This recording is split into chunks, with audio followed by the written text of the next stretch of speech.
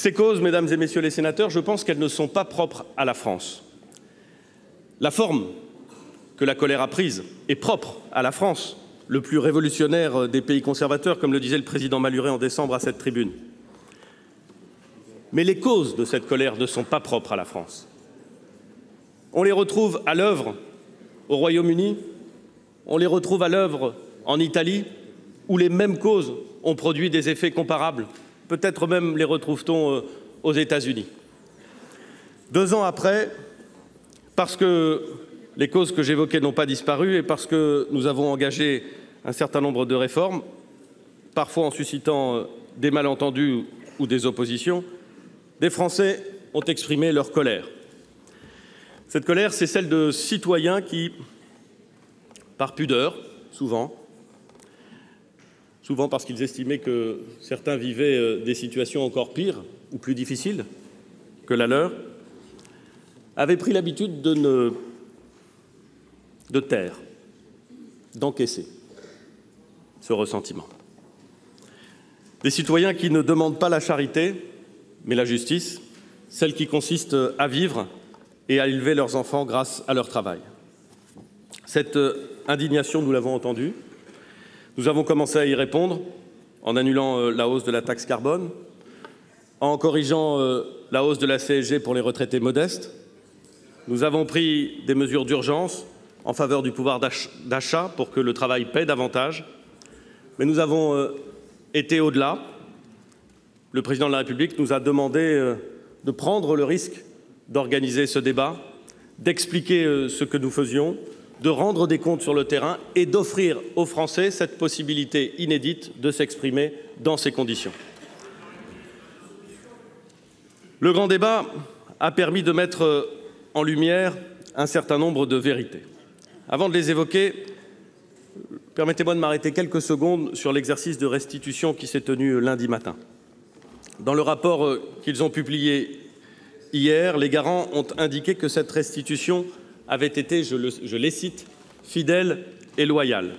Une fidélité, une loyauté qui nous permettent d'identifier dans ces matériaux d'une très grande richesse les préoccupations et les attentes de nos concitoyens et de les apprécier dans leurs nuances. Des nuances qui vont nous aider à placer les curseurs au bon endroit en répondant à des questions aussi complexes que celles tendant par exemple à savoir si nous devons favoriser ou construire une transition écologique fondée sur la norme, sur l'obligation ou sur l'incitation. Si nous devons et jusqu'à quel point nous devons numériser les services publics. Comment nous pouvons revivifier nos outils démocratiques. Les Français ont joué le jeu du grand débat et par sa qualité, la restitution donne tout son sens, toute son utilité à leur engagement. Je le disais, ce grand débat a permis de faire ressortir un certain nombre de vérités. La vérité de l'exaspération fiscale qui a gagné notre pays. Je veux être très clair, mesdames et messieurs les sénateurs. Lorsque je parle d'exaspération fiscale, lorsque j'évoque le ras-le-bol fiscal, je ne parle pas du consentement à l'impôt. Les Français savent qu'ils payent des impôts pour financer des biens communs qui sont indispensables. Ils le savent. L'exaspération fiscale que je décris, ce n'est pas celle que les Français éprouveraient à l'idée même de l'impôt.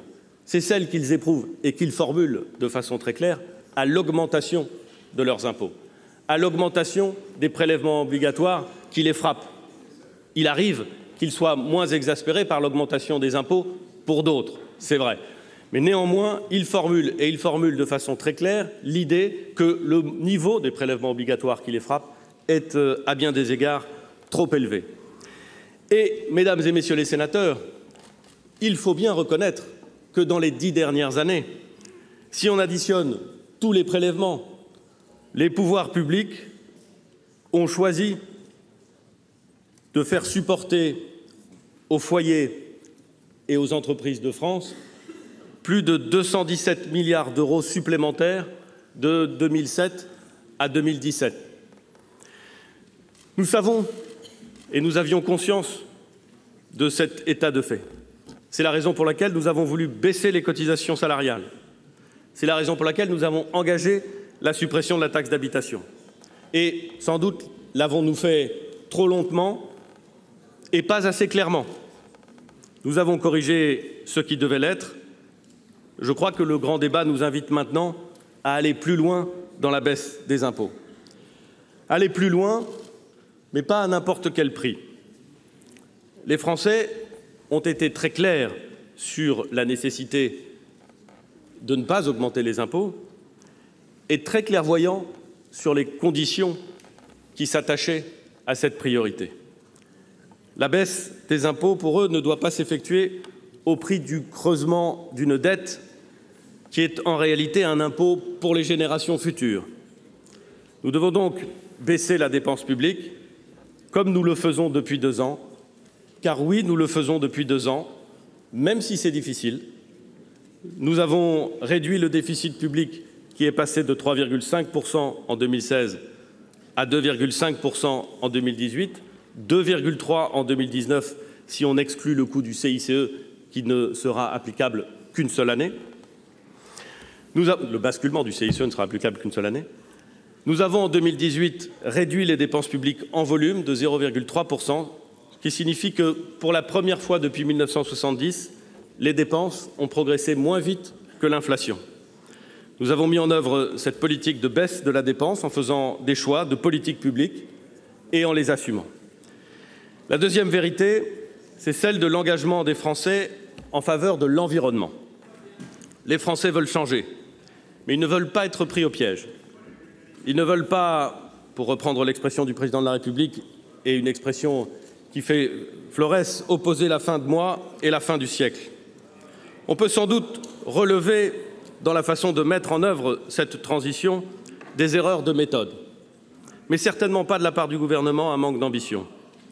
Alors nous conserverons l'ambition et nous changerons la méthode, en nous appuyant sur les très nombreuses initiatives que l'on observe dans les territoires, parce que, nous le savons, la transition écologique est très souvent une transition locale,